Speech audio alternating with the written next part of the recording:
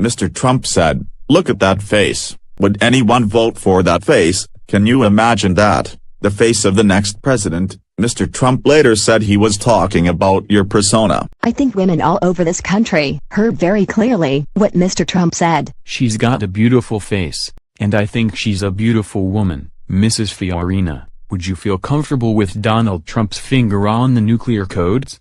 It's an issue that one of your fellow candidates has raised. That's not for me to answer. It is for the voters of this country to answer, and I have a lot of faith in the common sense and good judgment of the voters of the United States of America. I think there is a sophomoric quality that is entertaining about Mr. Trump, but I am worried. I am concerned about having him in charge of nuclear weapons. I never attacked him on his looks, and believe me, there's plenty of subject matter right there. Jake. Okay, Governor Kasich, go ahead. If I were sitting at home and watching back and forth, I would be inclined to turn it off. People at home, they want to know what we're going to do to fix this place.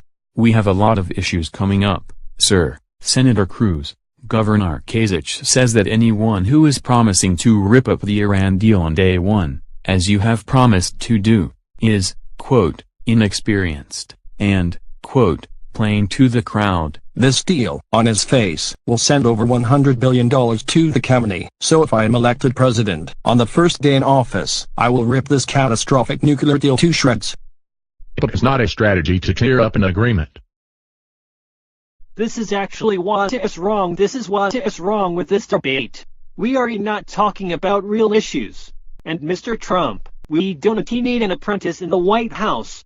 Well, in Wisconsin, you're losing $2.2 billion right now.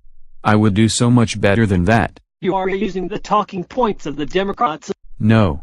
You took 4 major projects into bankruptcy over and over and over again. You can't take America into bankruptcy. I never went bankrupt.